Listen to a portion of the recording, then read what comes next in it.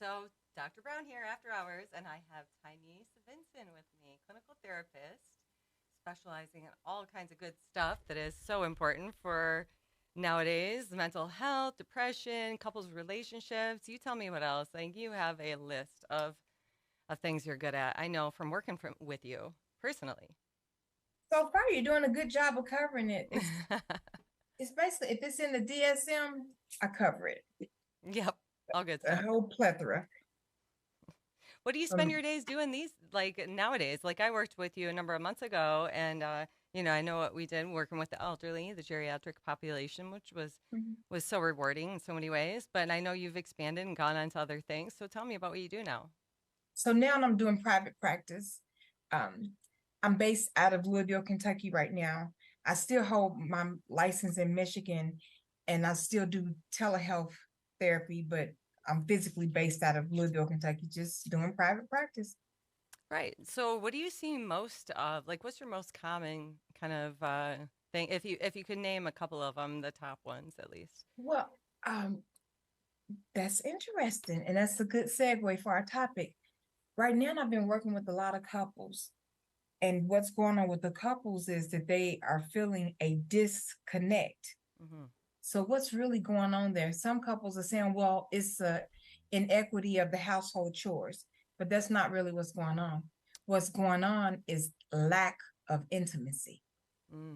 Because when we have that intimacy, that's when we feel closeness with somebody. Mm-hmm. And when we feel disconnected, it's because of a lack of intimacy. Right.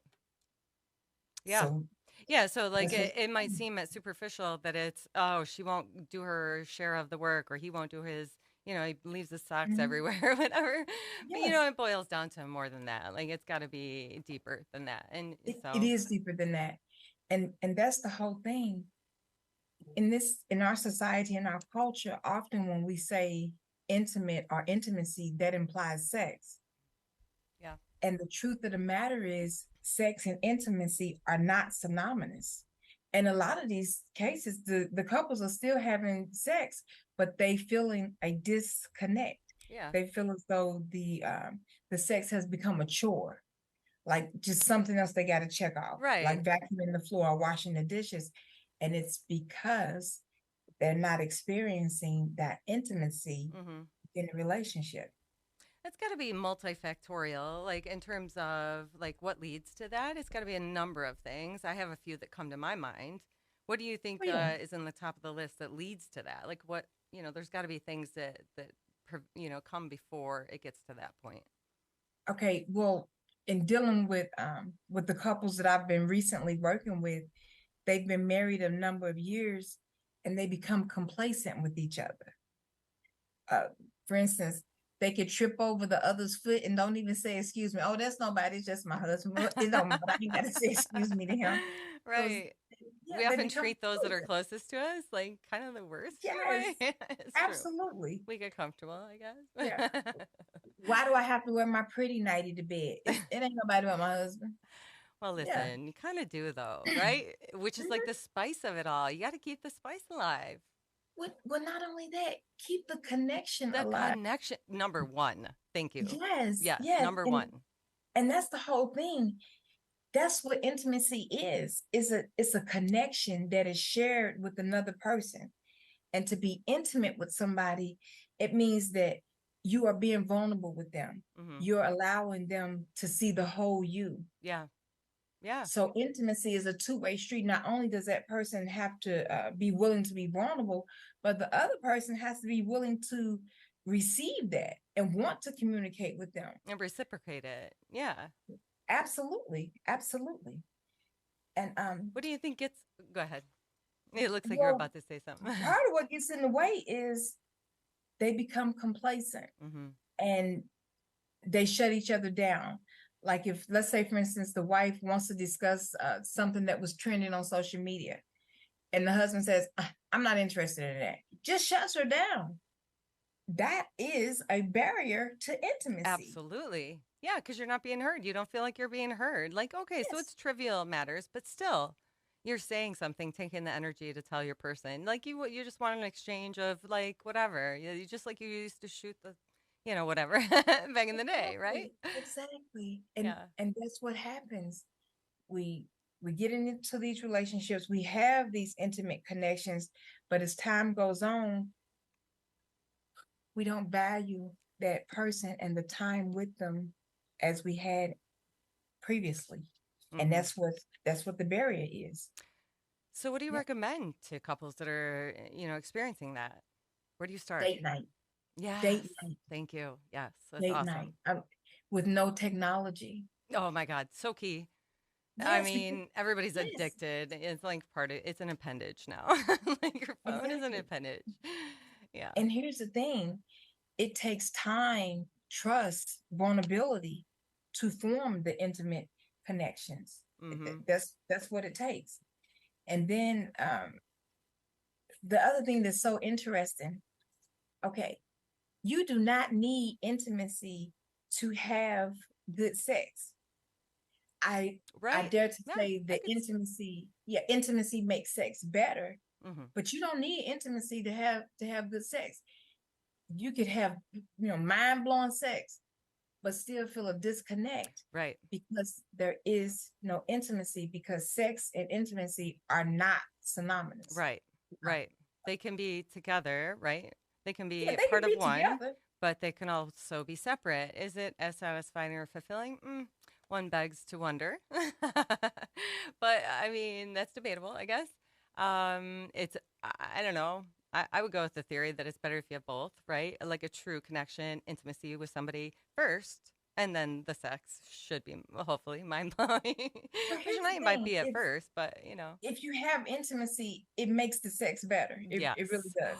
It totally. makes good sex even better Hmm. because you have that intimate connection. You know that person, they get you, Yeah, and that's the need of every human. We really absolutely. all just want to be understood, or at least to think that we are understood. Right. Even And if they don't understand, we want to think that they well, we understand. want to feel like we're in a safe place where we can be ourselves and feel accepted and not judged. And I think that carries through like everyday life and also through the bedroom, right? And intimacy. So if you have that with somebody, yeah, I think you're way ahead of, Yes, of those that don't. absolutely. And that's the thing about it. To be truly intimate with someone, it means that we share every aspect of yourself with that person. And when we do that, we put ourselves at risk of being judged or even being rejected. Yeah. And it is with vulnerability that comes the intimacy, because it allows another person to know all there is to know about you, and they love you because of and in spite of. Yes. That's Yeah. amazing. Yeah. Mhm. Yeah. It's just like like suffering makes you more of an expert on how to get through a topic, right? It's a similar kind Oh, of thing. yes. Like it makes you better, right? Mhm. Yeah, it makes Yes. everything better. So, Absolutely. Absolutely. And then the other thing about intimacy is it's not just physical or emotional. No, there are many layers to intimacy. mm, And what I want to share with you tonight is that there are four aspects that I wanted to touch on tonight. Physical intimacy, that's the easy part, because you can get physical intimacy with a handshake, a kiss on the cheek, or um, just caressing somebody's hand. You don't even really got to hold their hand. right. That's physical intimacy, and it's so easy. You can even get it with a pat on the back. That's easy, easy, Yeah. easy. And then we have emotional intimacy, which is harder Oh, yeah. to achieve than the physical intimacy, because as I said before, you could touch a complete stranger. You touch somebody on the back or shaking their hand. There you go. That's physical intimacy. But with emotional intimacy, it requires vulnerability, and most persons are not comfortable. I would say especially men, right? Yeah, Because they're yeah. raised, I mean, still to this day, to raised to be somewhat like keep their emotions bottled in, right? It's not encouraged anyway, for the most part, for men to express themselves. Although when they do, it's such a beautiful thing, right? It really Yeah, is. It really is. But the thing is, women can be guarded and not feel safe as well, sure, because absolutely. they have been vulnerable and gave of themselves Hmm.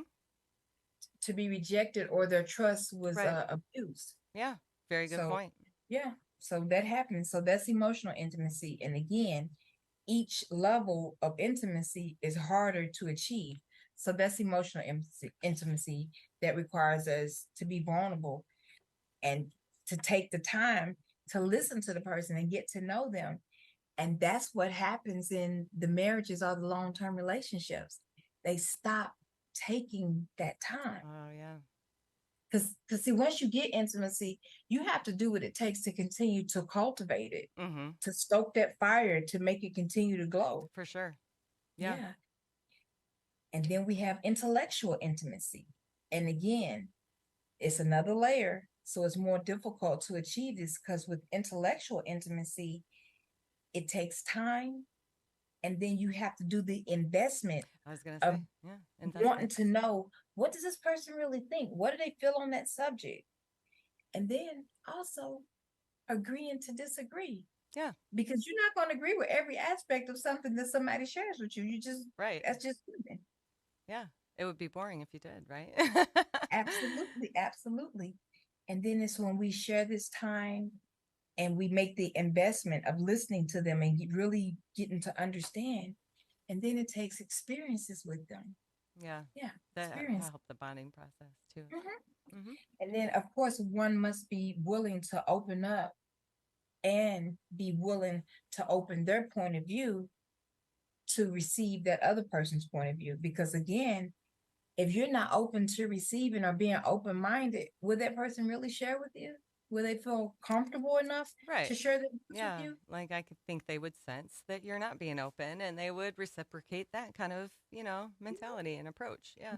And then that would be a barrier to intimacy. Yeah. Which I'm sure you see all the time, that barrier. Absolutely. Yeah. Absolutely.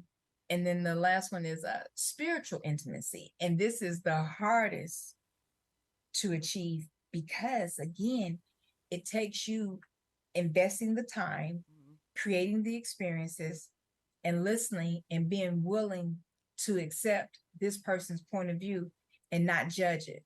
Say, okay, well, yeah, your point of view is different from mine, or your thoughts are different from mine, or even your religious beliefs are different from mine. But that's okay. I love you in spite of. Yeah, unconditional love, right? Yes, absolutely. Absolutely. Yeah. So, and then the other thing that I was thinking about, as humans, we don't do anything unless it has a purpose or a reward. We won't even cross the street. I'm serious. If it's not something to cross the street that we want, we're not going. This is so true. Yeah. I mean, for the most part, not everybody else. No, it's so true. I mean, even if we go to the gym, we want a healthy heart and all of that. But there's also the secondary reward is we look physically attractive. Sure. Yeah. Yeah. So we don't do anything without a reward. Yeah. And so the purpose of relationships, and not just romantic relationships, any relationship, even the relationship that you and I have, is because I have this idea, I have this belief that you're going to pour into me and help me to be my best self. Yeah. And I'm going to pour into you to help you to be your best self. And vice versa. Yeah. Exactly. Yes. And that's what happens in relationships, marriages, long-term relationships, whatever it may be. We stop believing that that person is going to help us to be our best self because they've done something, they didn't show up, or whatever it may have been, or they stopped listening to us. Yeah. They stopped cultivating the intimacy. They stopped cultivating the connection. So why would we believe that they're going to pour into us? Because they stop pouring. So then we back off, right? Yeah. They stop listening. To protect ourselves. Yeah. Yes. It's human nature, I think. But why should I want to talk about the hot topics if you shut me down and say, oh, I'm not interested in that? Right. Yeah. Such a good point. Oh my gosh. Wow. So that's what happens. So how do people find you if they want to, hear more from you? Or that's a fantastic question. I have an ad on Psychology Today. Okay. And then, of course, my cell phone number, I'll give it out as public information anyway.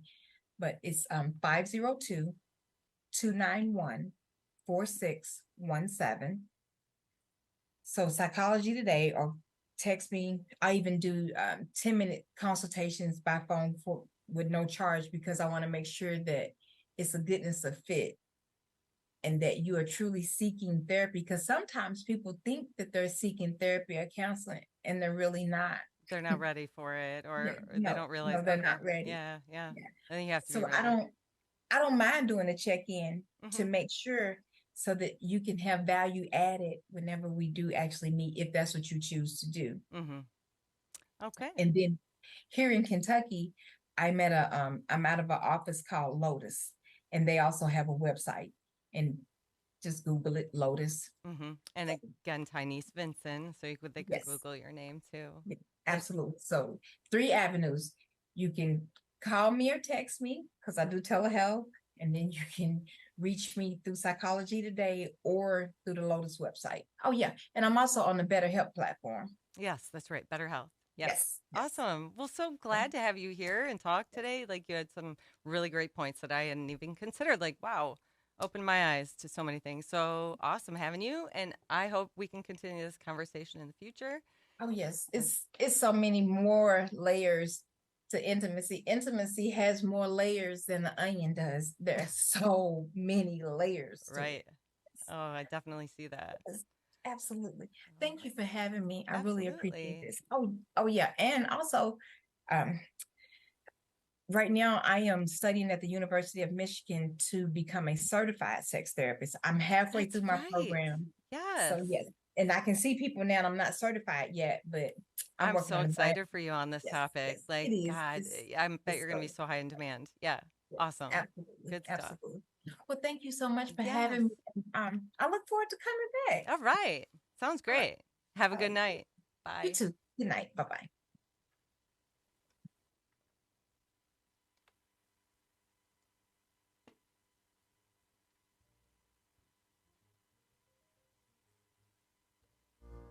All right. Well, I guess that wraps it up for tonight. After Hours with Dr. Shara Brown.